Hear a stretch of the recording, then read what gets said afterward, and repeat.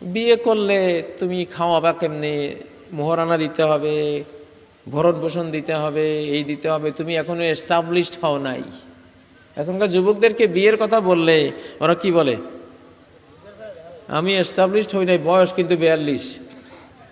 তোর কপালে আর এস্টাবলিশড ও তোর কপালে এটা নাই, ঠিক না কথা? আহা, যে খাবার খাও সব কিছু কৃত্রিম। যে গোদা মুরগি খাও, এই গোদা মুরগি আধা হাত উঁচু বেড়া দিছে, এই বেড়া টপকাইতে পারে না। আর আমাদের শিশুকালে যে মুরগি আমরা খেয়েছি, ছিলে তার বাচ্চা থাবা দিলে আকাশ পর্যন্ত উড়ে নিয়ে গেছে ছিলকে, ঠিক না? আমরা তো সেই মুরগি খাওয়া মানুষ আগের যুগে। এটা কোনো গৌরব না, আগের যুগে সিস্টেম এটাই ছিল। তোমরা এই গোদা মুরগি খাওয়া যুবকরা যদি 42 বছর তোমরা বিয়ে না করো, তোমাদের যে কি দুর্গতি। আরো এখন তো সন্তান হয় না, সন্তান হয় না। নোয়াখালী গেলাম, লক্ষ্মীপুর জেলা গেলাম, নারিকেলে ভরা।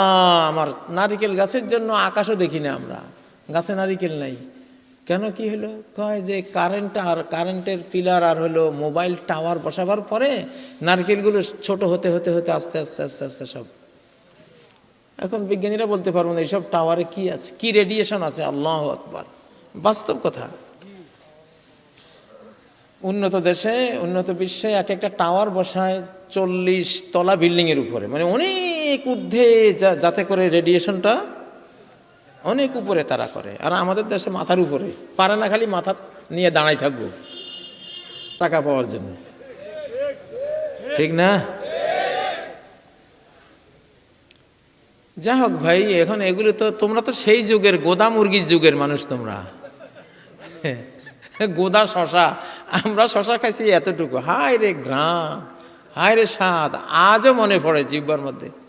কি স্বাদ যে সেটা, কি ঘ্রাণ যে, ঠিক না? ছোট্ট একটা শশা, তোমরা তো মনে করবে এত ছোট শশা দিয়ে করবো কি? আরে বাবারে, এতটুকু স্বর্ণের দাম কত? 1 লাখ টাকা। আর এত বড় পাথর একটা যদি হয়, এটার দাম ক পয়সা, ঠিক না? তো এখন সব কিছু তো গোদা, গোদা শশা, গোদা মুরগি, গোদা গরু। গরুও তো হায় রে ট্যাবলেট খাওয়াইয়া কি যে অবস্থা, ঠিক না? গোদা গরু। তার তোমরা দুই একটা আমার কন আজ্জা, গোদা ছাড়া আছে কি? গোদা যুগটাই গোদা যুগ এখন, গোদা যুগ। হ্যাঁ, সূরা আন-নিসার 19 নম্বর আয়াত, 119 নম্বর আয়াতে এই গোদার পিছনে মূল প্রযুক্তি কার? আল্লাহ আমাদেরকে শুনেইছেন, ওয়ালা আমুরান্নাহুম ফালায়ুগাইয়িরুন্না খালকাল্লাহ।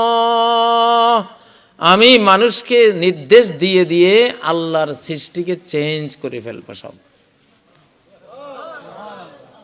কোন সূরা? সূরা নিসা আয়াত নম্বর কত? 119। সব চেঞ্জ করে ফেলবো। এই জন্য সন্তান নাই, সন্তান হয় না, হইলেও হাবা গোবা, টেমা টুমা, কাউয়াসা বগাসা। হারে, সেদিন শুনলাম একজন কইল যে তার স্ত্রীর সন্তান আসছে গর্ভে, মানুষের কোনো ছবি নেই, এই সন্তান নিয়ে করবে কি? পরে মায়ের পেটেই মেরে দিয়েছে, ডাক্তার পরামর্শ দিয়ে এটাকে শেষ করে দিয়েছে। তো যাই হোক, তোমরা যেই যুগে আছো, আবারে সূরা নূর পড়বা। কোনো অবৈধ রিলেশন যদি করো, তাহলে তুমি একটা পরিবার চালাবার যোগ্যতা তোমার হলো না। পরিবারে যখন চালাইতে পারবে না, সমাজ চালাইবে কি তুমি? তোমার সমাজ চালাইতে দিলে খালি অভিযোগ আসবে। খালি কি আসবে? খালি অভিযোগের পাহাড় গড়বে। আমরা সবাই যদি আমরা কোরআন থেকে বিচ্ছিত হই শয়তানের কুমন্ত্রণায়, শয়তানের অপপ্রচারে, দেখেন আল্লাহ পরামর্শ দেন বিবাহ বন্ধনে আবদ্ধ হও, শয়তান পরামর্শ দেয় প্রেমের বন্ধনে আবদ্ধ হও। সস্তা প্রেম, মেয়ে কি প্রেম? মিথ্যা প্রেম। আসলে প্রেমের নামে প্রতারণা। প্রেমের নামে কি? প্রতারণা। তো এখন এই পৃথিবীকে কি আমরা বাঁচাতে চাই? পৃথিবীকে বাঁচাতে চাই? বাঁচাতে চাইলে আল্লাহর নিয়মে আমাদের চলে আসতে হবে। আল্লাহর নিয়মে আসতে হবে খুব তাড়াতাড়ি, খুব তাড়াতাড়ি আসতে হবে। সময় বেশি নেই, সময় বেশি নেই।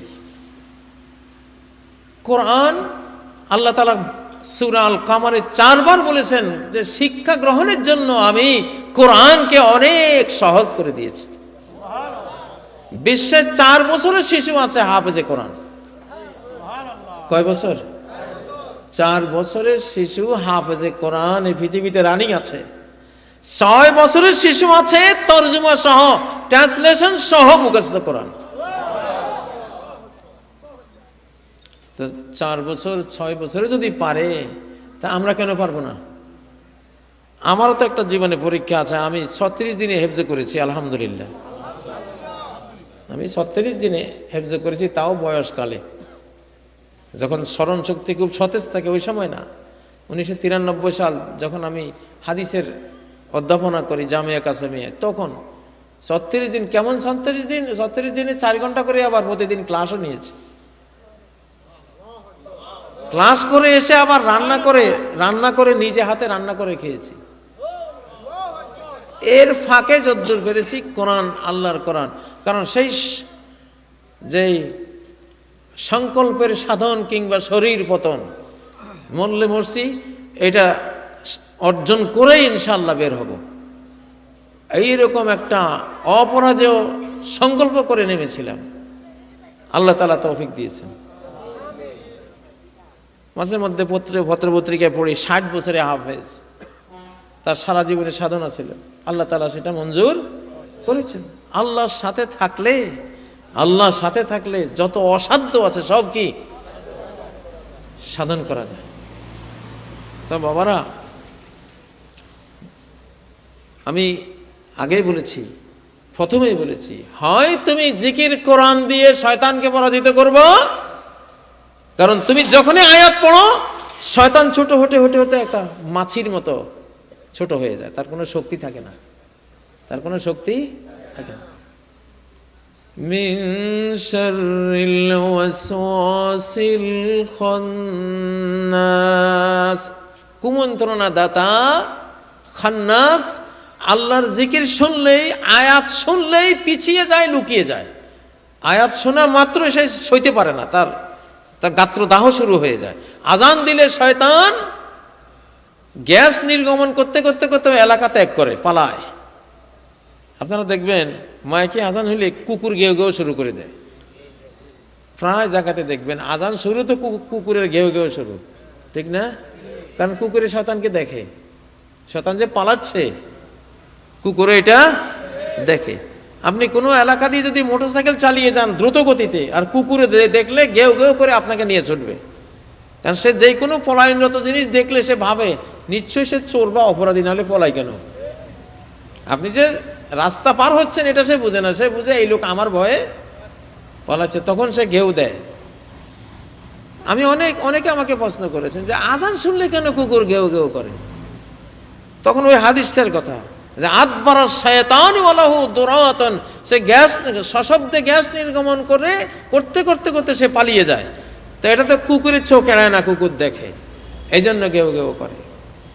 আপনি তেমনি যুবক, তুমি যখন গান বাজনা শুরু করবা তখন শয়তান বলবে যে এই তো সুযোগ পাইলাম, আমার রাস্তা তৈরি করে দিলা। একদিন একটা জিন আমার ঘুম আর জাগরণের মাঝখানে এসে বলতেছে যে আমি আপনার পরিচয় পাইছি দিগন্ত টিভি থেকে। কিভাবে? টিভিতে ইসলামিক হুকুমের পরে যে গান দিত আমি ওগুলি শুনতাম, আমি তো গানের ভক্ত, সেখানে দেখছি আপনাদেরকে। তাহলে গান শুনলে কে আসে? শয়তান, জিন। খারাপ জিনিস।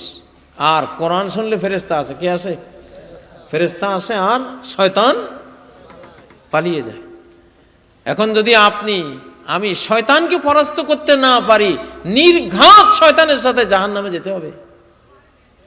ব্যাপারটা অত সহজ না, সবচেয়ে ভয়াবহ ব্যাপার। আপনি যদি কোরআন দিয়ে, একমাত্র কোরআন দিয়ে শয়তানকে পরাস্ত করতে পারবেন, আল্লাহর এই রিমাইন্ডারে জিকির দিয়ে পারবেন, এই ছাড়া পারবেন না। আপনি যখনই কোরআন থেকে দূরে সরবেন, শয়তান আপনার অন্তরে এসে ঘাঁটি গাড়বে। তো এই জন্য তরুণ ভাইয়েরা, আমার আগের বক্তাও কোরআনের কথা বলেছেন, যে কোনো বক্তারই এখন কোরআনের কথা বলা ছাড়া উপায় নেই। কোরআনের কথা বলা ছাড়া উপায় নেই। এবং নবীজি এই কথাই বলে গেছেন। হযরত আলী যখন প্রশ্ন করেছেন যে পাপে যখন আমরা ডুবে যাব, ফিতনা পাপাচারে ডুবে যাব, তখন বাঁচার উপায় কি হবে? নবীজি বললেন, কিতাবুল্লাহ, আল্লাহর কিতাব। গহীন অন্ধকারে দুনিয়া ডুবে গেছে, এই সময় মোমবাতি দিয়ে কাজ হবে? কদ্দুর আলো হবে? এই সময় দরকার সূর্যের। কিসের দরকার? সূর্যের আলো যত ঘনীভূত এবং বিস্তৃত বিশ্বব্যাপী, এই বিশ্বব্যাপী অন্ধকার যদি হয় বিশ্বব্যাপী, এটাকে দূর করার একমাত্র উপায় কি? সূর্যের উদয়। সূর্যের উদয়। তেমনি আমাদের আধ্যাত্মিক জগতের সূর্য হলো কোরআন। আল্লাহর কোরআন পড়লে আযাবও উঠে যাবে ইনশাআল্লাহ, ভূমিকম্প দূর হয়ে যাবে ইনশাআল্লাহ, আল্লাহর রহমত নাজিল হবে, দুর্ভিক্ষ দূর হয়ে যাবে ইনশাআল্লাহ। আপনার ছেলে আপনার সাথে বেয়াদবি করবে না, আপনার মেয়েও আপনার কথার বাইরে গিয়া, অবৈধ পথে গিয়া কারোর সাথে রিলেশন করবে না। আপনার পরিবারের মর্যাদা কোরআনের মর্যাদার কারণে আল্লাহ রক্ষা করবেন, আপনার ছেলেকে রক্ষা করবেন, আপনার পিতৃত্বের মর্যাদা রক্ষা করবেন, আপনার স্ত্রীর মাতৃত্বের মর্যাদাও এই কোরআনের উসিলায় আল্লাহ রক্ষা করবেন, আপনার দুনিয়াও রক্ষা করবেন, আপনার আখিরাতও রক্ষা করবেন। অতএব কোরআনের ছাত্র হতে হবে। কোরআনের ছাত্র হলে প্রত্যেক 33 শিশুর জন্য একটা করে মক্তব। আমি ভাইজানকে, হয়তো মক্তব আছেও, মক্তব আছে না আপনাদের এই এলাকায়? কিন্তু অপ্রতুল, অপর্যাপ্ত আছে আমি জানি। এখন আগে তো প্রত্যেক বাড়িতে মক্তব থাকতো, এখন সেটা নাই। যেহেতু নাই, সেজন্য যাদেরকে আল্লাহ টাকা দিয়েছেন তারা নিজেরা বেতন দিয়ে গোটা গ্রামে কতগুলো শিশু আছে, শিশুর জন্য শিশু মক্তব করে দেবেন, মহিলাদের জন্য মহিলা মক্তব করে দেবেন, বয়স্ক পুরুষের জন্য বয়স্ক মক্তব করে দিবেন। গোটা গ্রাম যদি কোরআনময় হয়ে যায়, এই গ্রামটা অন্তত ভূমিকম্প আসলে আল্লাহ দেখবেন হেফাজত করবেন ইনশাআল্লাহ, আল্লাহ সেভ করবেন। এবং এই গ্রামের মেয়েদের বিয়ের ক্ষেত্রে কোনো যৌতুক লাগবে না, কোনো যৌতুক লাগবে না। মানুষ খুঁজে খুঁজে নিয়ে যাবে যে এই গ্রামটা কোরআনের গ্রাম, ভালো মেয়েদের গ্রাম, এখান থেকে একটা মা নিতে পারলে আমার ঘর, আমার বংশ উজ্জ্বল হবে। এবং এই গ্রামের ছেলেদেরকে ভালো বংশের মানুষেরা মেয়ে দিতে কোনো কুণ্ঠা বোধ করবে না। আমি চোখে দেখেছি বাংলাদেশে বহু জায়গায় আমরা এইভাবে মক্তব দিয়ে কোরআন শিক্ষা দেওয়ার পরে কি হয়েছে আমরা দেখেছি, বাস্তব। প্রিয় ভাইয়েরা, তাহলে শয়তানকে পরাজিত করতে হবে। আজকের ওয়াজের মেইন কথা কি? শয়তানকে কি দিয়া? আল্লাহর জিকির দিয়া। জিকির মানে এখানে কোরআন। জিকির মানে কি? কোরআন। যদি আমি শয়তানকে পরাজিত না করি, কি হবে? সে আমাকে পরাজিত করবেই, করে কোথায় নিয়ে যাবে? জাহান্নামে, জেলখানায় নিয়ে যাবে। সেখানে আগুন বরদাস্ত করার মতো এই বডি আমার নাই। 1 সেকেন্ডও সেই আযাব আপনি সহ্য করতে পারবেন না। অতএব এই ভয়াবহ শয়তানির যুগে আমরা আল্লাহর কোরআন দিয়ে শয়তানকে পরাজিত করে আমরা জান্নাতে যাব ইনশাআল্লাহ, ঠিক না? শয়তান একাই জাহান্নামে যাক, অন্তত আমাদেরকে যাতে সে দলে ভিড়াইতে না পারে। তার বিশ্বব্যাপী যত নেটওয়ার্ক, যত অপকর্মের আখড়াসে করে, একটাই লক্ষ্য, লায়াকুনু মিন আসহাবিস সাঈর, যাতে তার এইসব ফাঁদে পড়া মানুষগুলো জ্বলন্ত আগুনের অধিবাসী হয়। তার টার্গেট একটাই, আর কোনো টার্গেট নাই। আমি আর ওয়াজ করব না। এই একটা কথা যদি, কোরআনের একটা কথা যদি মনে রাখেন, যে হয় আপনি শয়তানকে পরাজিত করবেন, না হয় শয়তান আপনাকে পরাজিত করবে। কিছুতেই শয়তান আপনাকে পরাজিত করুক কোরআনবিহীন অবস্থা, এটা আপনি চাইতে পারেন না। তাহলে আপনি ভয়াবহভাবে অনন্তকালে জাহান্নামের অধিবাসী হতে হবে, যেটা সহ্য করার ক্ষমতা নাই। আল্লাহ তাআলা আমাদের সবাইকে আল্লাহর কোরআনের ছাত্র বানিয়ে দিন।